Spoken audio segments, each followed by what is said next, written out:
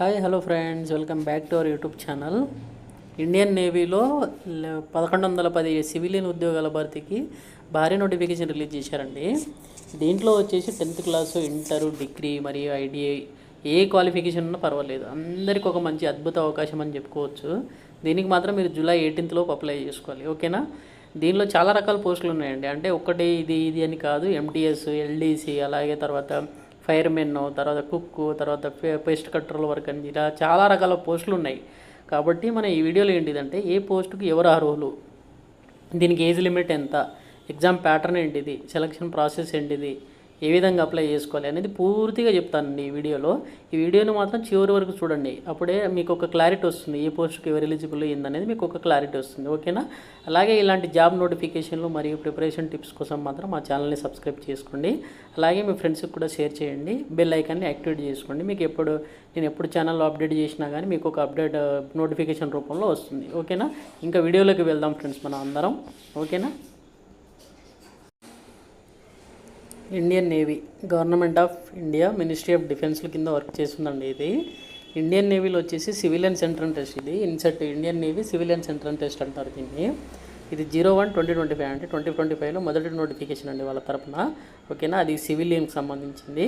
ఇక recruitment of naval civilian staff, దీంట్లో వచ్చేసి మనం చూసుకుంటే ఇప్పుడు only online application will be accepted అండి. ఆఫ్లైన్ అనేది ఎలాంటిది ఏం లేదు, ఓన్లీ ఆన్లైన్ మాత్రమే యాక్సెప్ట్ చేస్తారని చెప్పేసి అన్నారు. ఇందులో చాలా రకాల వేకెన్సీస్ ఉన్నాయి.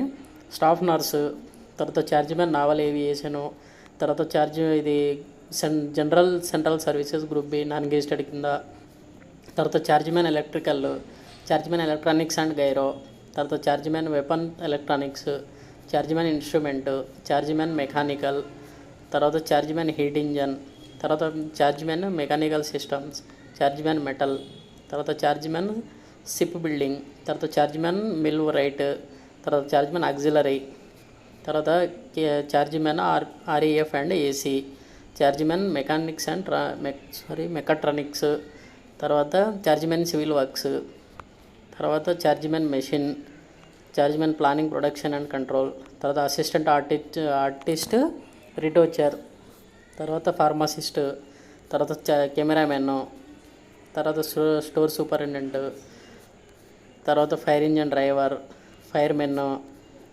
స్టోర్ కీపర్, తర్వాత civilian motor driver ordinary grade, తర్వాత ట్రేడ్స్మెన్లో చూడండి 207 వేకెన్సీస్ ఉన్నాయి టోటల్. తర్వాత పెస్ట్ కంట్రోల్ వర్క్, ఇందులో వచ్చేసి టోటల్ 53 ఉన్నాయి.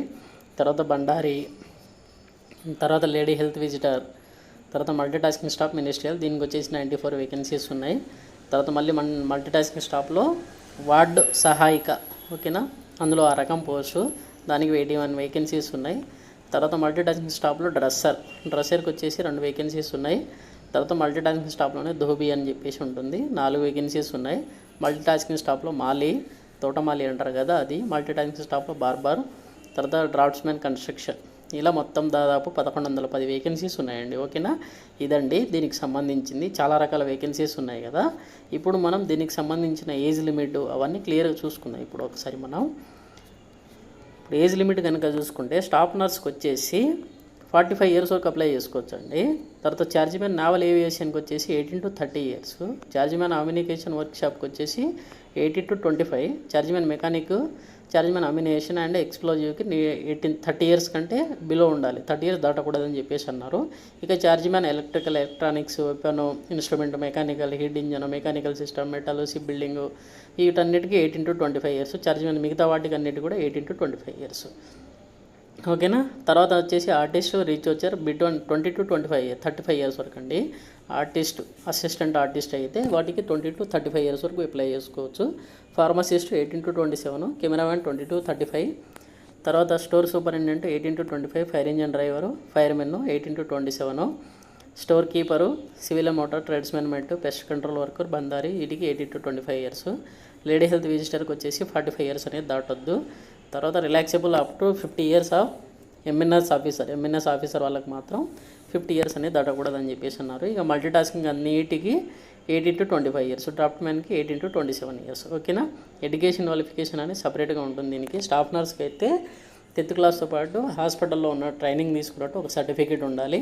చార్జ్మ్యాన్కి వచ్చేసి candidates would have the rank petty officer equivalent have 7 years service అనేది ఉండాలి. అది కూడా డిప్లొమా ఇన్ ఏరోనాటికల్ ఇంజనీరింగ్ చేసిన వాళ్ళకి. ఇక మనం స్పెషల్గా చెప్పుకుంటే 10th క్లాస్ వాళ్ళకి ఎస్పెషల్లీ చెప్పుకుంటే మనకు దీంట్లో వచ్చేసి మల్టీ టాస్కింగ్ స్టాఫ్ ఉంటుందండి, ఎంటీఎస్. ట్రేడ్స్మెన్ మెట్ కూడా చూడండి, ట్రేడ్స్మెన్ మెట్ 10th క్లాస్ ఉండాలి, దాంతోపాటు సర్టిఫికేట్ రికగ్నైజ్డ్ ఇండస్ట్ ఐటీఐ అనేది ఉండాలి. ఓకేనా. తర్వాత పెస్ట్ కంట్రోల్ వరకు ఓన్లీ 10th క్లాస్ ఉంటే సరిపోతుంది. బండారికి కూడా 10th క్లాస్ ఉండాలి. నాలెడ్జ్ ఆఫ్ స్విమ్మింగ్ అనేది ఉండాలి. 1 year ఎక్స్పీరియన్స్ యాజ్ కుక్గా అంటే ఏదైనా వంటల దాంట్లో ఎక్స్పీరియన్స్ అనేది ఉండాలని అడుగుతున్నారు. తర్వాత లేడీ హెల్త్ విజిటర్కి వచ్చేసి should be a matriculation standard and should have some special training after her basic auxiliary nurse midwifery course. ఎవరైతే డిఎంఎల్టీ నర్సింగ్ జిఎన్ఎం అవి ఉంటాయి కదా, ఎవరైతే చేశారో వాళ్ళకి అది ఎలిజిబుల్. తర్వాత ఎంటీఎస్కి matriculation or equivalent ITI equivalent అనేది ఉండాలి.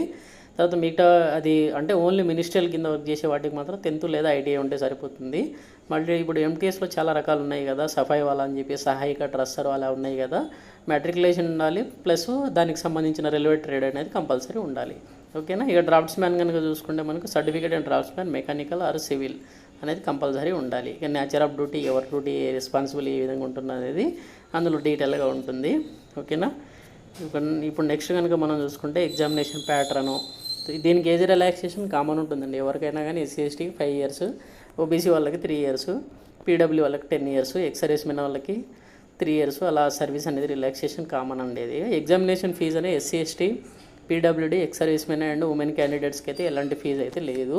మిగతా వాళ్ళకైతే 295 rupees ఫీజు అనేది ఉంది. ఓకేనా. ఇదండి. Admit card will be issued on examination only those candidates who have successfully paid the examination fees who are entitled to waiver of examination fee. Examination fees ఎవరైతే pay చేశారో వాళ్ళకు మాత్రమే అడ్మిట్ కార్డ్ రిలీజ్ చేస్తామని చెప్పేసి అన్నారు.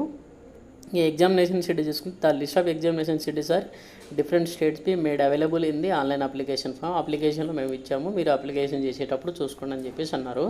Application for multiple post candidate applying for more than 1 post should be submit their application complete in all respects. Separately, candidates who intend to apply more than 1 post should be aware the center to each examination may be different and examination may be the same day, same shift. Examination, if examination are need 2 different shifts on the same day, will not be candidate responsibility to each allocated center. ఓకేనా. Examination అనేది రోజుకు 2 షిఫ్ట్లు conduct చేస్తారంట. కానీ అదే రోజు same day same బట్టి పెట్టవచ్చు, లేదంటే ఒక 3 days తర్వాత పెట్టవచ్చు, ఇలా అయినా ఉండొచ్చు. కానీ అది మీ బాధ్యత అని చెప్పేసి అంటున్నారు. కానీ ఒక్కొక్క దానికి సపరేట్ పోస్టులు అనేది అప్లికేషన్ పెట్టుకోవచ్చు.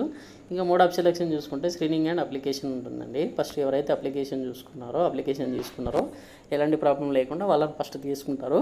సెలెక్షన్ చేసిన తర్వాత వాళ్ళకి ఎగ్జామ్ రాయడానికి అడ్మిట్ కార్డ్ రిలీజ్ చేస్తారు. ఓకేనా. తర్వాత scheme of examination all short listed eligible candidates will have to appear in the online computer based examination consisting of multiple choice question both English and Hindi. Only English and హిందీలో మాత్రమే ఉంటుంది, తెలుగులో అయితే exam ఉండదు. ఇది మాత్రం గుర్తుపెట్టుకోండి. దీనిలో 4 సెక్షన్లు ఉంటాయి. ఒకటి జనరల్ ఇంటెలిజెన్స్ అంటే reasoning, general awareness, general aptitude అంటే అర్థమెటిక్, ఇంగ్లీషు. 25 క్వశ్చన్స్ ఉంటుంది. 1.5 hour అనేది ఎగ్జామ్ ఉంటుంది. ఓకేనా. క్వాలిఫైయింగ్ మార్క్స్ అనేది అన్రిజర్వ్ వాళ్ళకి 35%, ఓబీసీ వాళ్ళకి 30, ఆల్ ది కేటగిరీస్ 25%. అంటే వాళ్ళకి 35 వస్తే సరిపోతుంది. అన్రిజర్వ్ వాళ్ళకి, ఓబీసీ వాళ్ళకి 30 marks వస్తే సరిపోతుంది. మిగతా వాళ్ళకి అయితే 25% అనేది వస్తే సరిపోతుంది. అంటే 25 marks వస్తే క్లియర్. ఎగ్జామినేషన్ అంటే క్వాలిఫికేషన్, అది జస్ట్ క్వాలిఫైయింగ్ నేచర్ మాత్రమే. ఓకేనా. దాన్ని మీరు అదే స్కోర్ చేస్తే సరిపోతుందని మన డౌట్ రావద్దు. ఓకేనా. అది కాదు, స్కోర్ చేయాలి, చాలా చేయాలి, కానీ మినిమం క్వాలిఫై అయితే అది. ఓకేనా. ఇక మిగతా వాటికి సిలబస్ అనేది నేను ఒక వీడియో రూపంలో చేస్తాను. మీకు ఏ టాపిక్ మీద ఎక్కువ ఫోకస్ చేయాలి, వెయిటేజ్ ఎలా ఉంటుంది అనేది మీకు ఒక సపరేట్ వీడియో చేస్తాను. అప్పటి వరకు వెయిట్ చేయండి. ప్రస్తుతానికి అయితే మీరు అప్లై చేసుకోవడానికి ట్రై చేయండి. త్వరగా అప్లై చేసుకోండి. ఎవరైతే ఎలిజిబుల్ ఉన్నారో వాళ్ళంతా త్వరగా అప్లై చేసుకోండి. ఓకేనా. మీకు ఏమైనా డౌట్స్ ఉంటే నాకు కామెంట్స్ రూపంలో మెసేజ్ చేయండి, నేను రిప్లై ఇస్తాను మీకు. ఓకే అందరికీ. ఓకేనా. దీనికి ఆన్లైన్ అప్లికేషన్ అనేది July 5th అండి, ఇది గుర్తుపెట్టుకోండి. July 5th మార్నింగ్ 10 o'clock నుంచి 18th July 11:59 అంటే ఆల్మోస్ట్ 12 o'clock వరకు అనేది ఉంటుంది. ఓన్లీ 13 days మాత్రమే ఇది ఆన్లైన్ అప్లికేషన్ చేసుకోవడానికి ఉంటుంది. ఇక అప్లికేషన్ ఎలా చేసుకోవాలనేది గైడ్లైన్స్ www.joinindiannavy.government.in సైడ్కి వెళ్ళి join navy, ways to join, civilian, తర్వాత INCET 0125 before filling online application advise to read guidelines. Apply చేసే ముందు గైడ్లైన్స్ చదువుకొని అప్లై చేయండి అని చెప్పేసి అంటున్నారు. ఓకేనా, ఇదండి దీనికి సంబంధించిన వీడియో. ఓకేనా, ఇప్పుడు వీడియో కనుక మీకు నచ్చితే లైక్ చేయండి, అలాగే నా ఛానల్ని సబ్స్క్రైబ్ చేసుకోండి, మీ ఫ్రెండ్స్కి కూడా షేర్ చేయండి. దీనికి సంబంధించిన ఎగ్జామినేషన్ ప్యాటర్ను, సెలక్షన్ ప్రాసెస్ అనేది నేను డీటెయిల్గా ఒక వీడియో చేస్తానండి. ఓకేనా, అప్పటివరకు అయితే ఫస్ట్ మీరు మ్యాక్సిమం అప్లై చేసుకోవడానికి ట్రై చేయండి. ఓకేనా, ఎవరికైనా అప్లికేషన్ వీడియో కావాలంటే చెప్పండి, నేను అప్లికేషన్ ఎలా చేయాలో కూడా మీకు రిప్లై ఇస్తాను. అది ఎలా చేయాలో కూడా వీడియో చేస్తాను. మీరు ఎంతమంది అయితే రిప్లై ఇస్తారో దాన్ని బట్టి, కామెంట్ చేస్తారో దాన్ని బట్టి నేను వీడియో చేయడానికి ట్రై చేస్తాను. ఓకేనా, థ్యాంక్ యూ అండి.